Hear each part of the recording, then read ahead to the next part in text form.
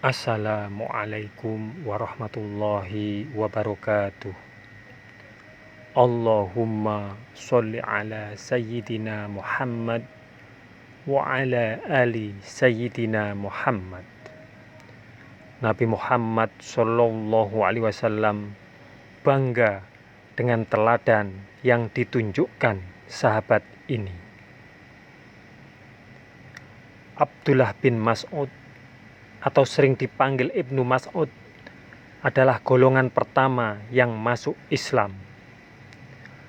Ada teladan yang luar biasa dari Mas'ud yang membuat Rasulullah terkesan dan bangga kepadanya. Sejak muda, Mas'ud jujur dalam mengemban amanah sehingga Al-Quran mudah diingatnya.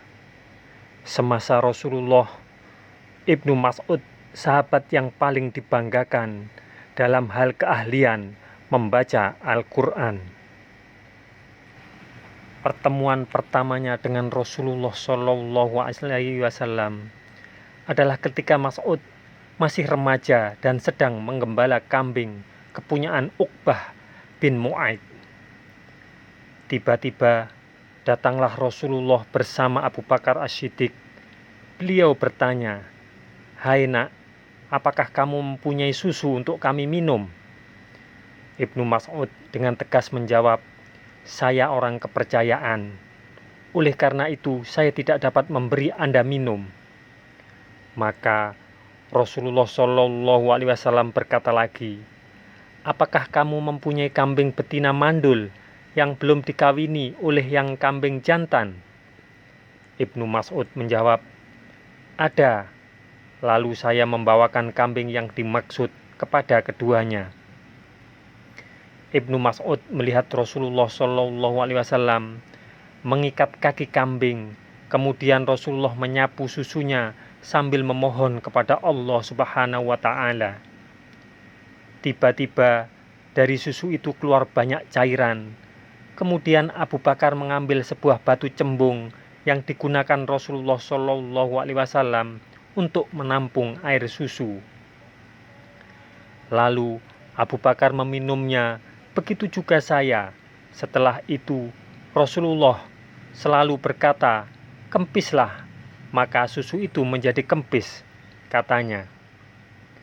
Setelah peristiwa itu, Ibnu Mas'ud pun mendatangi Rasulullah dan berkata, "Ajarkanlah kepadaku kata-kata tersebut."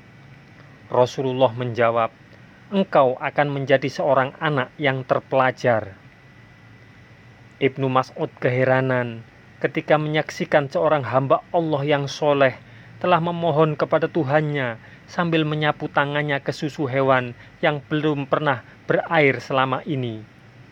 Dan lebih takjub lagi ketika kambing tersebut mengeluarkan air susu murni yang sangat nikmat diminum.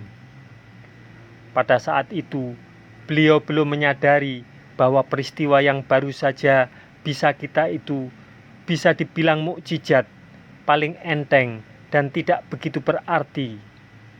Ketika itu, Ibnu Mas'ud masih kecil, belum mengetahui bahwa tidak berapa lama lagi Rasulullah Shallallahu Alaihi Wasallam akan mempertunjukkan satu mukjizat yang kelak akan mengguncang dunia dan seisinya serta memenuhi dengan petunjuk dan cahaya. Bahkan pada saat itu juga belum diketahui bahwa kelak dirinya akan berperan besar dalam penyebaran dan perkembangan agama luhur yang dibawa Rasulullah, katanya. Abdullah bin Mas'ud adalah orang yang pertama kali mengumandangkan Al-Quran dengan suara merdu. Keahliannya membuat pemuka-pemuka Quraisy terpesona dengan suara merdu Ibnu Mas'ud ketika melantunkan ayat suci Al-Quran. Mereka tidak percaya akan pandangan mata dan pendengaran telinga mereka. Tergambar betapa kaget dan kalutnya pikiran mereka.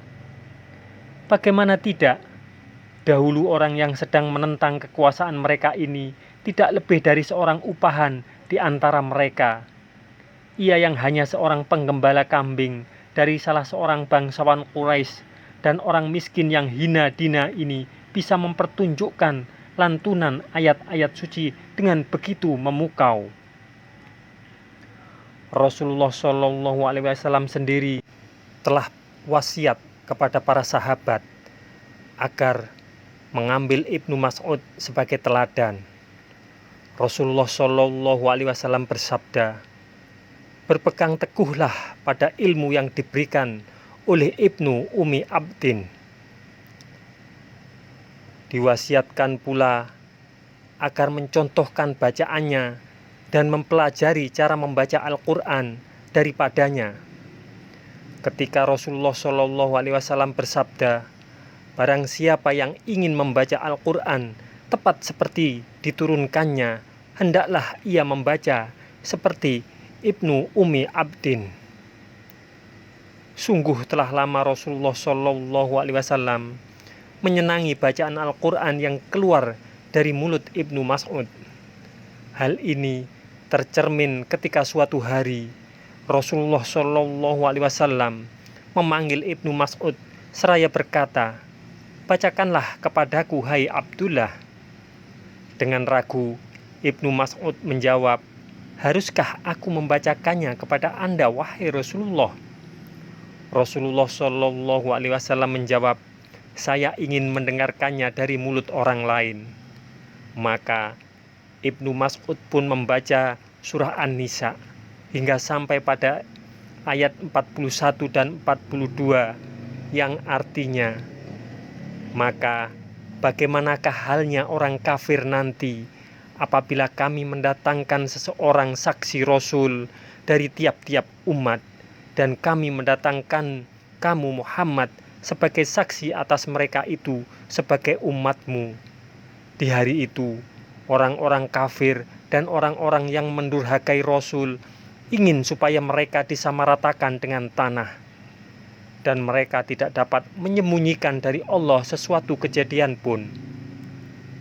Maka seketika itu juga Rasulullah Shallallahu Alaihi Wasallam tak dapat menahan tangisnya ketika air matanya tumpah titik, dan dengan tangannya beliau mengisyaratkan kepada Ibnu Mas'ud untuk menghentikan bacaan tersebut. Keistimewaan Ibnu Mas'ud ini juga telah diakui oleh para sahabat. Amirul Mukminin Umar bin Khattab pernah memuji sahabat kebanggaan Rasulullah Shallallahu Alaihi Wasallam ini dengan berujar, "Sungguh ilmunya tentang fikih berlimpah-limpah." Abu Musa Al-Quran Al-Asy'ari pun berkata, "Jangan tanyakan kepada kami suatu masalah selama kiai ini berada pada tuan-tuan. Tidak hanya keunggulannya dalam Al-Quran dan ilmu fikih yang patut memperoleh pujian, tetapi juga dalam hal kesolehan dan ketakwaan." Huzaifah berkata, "Tidak seorang pun saya melihat yang lebih mirip Rasulullah Shallallahu Alaihi Wasallam, baik cara hidup, perilaku, dan ketenangan jiwanya daripada Ibnu Mas'ud."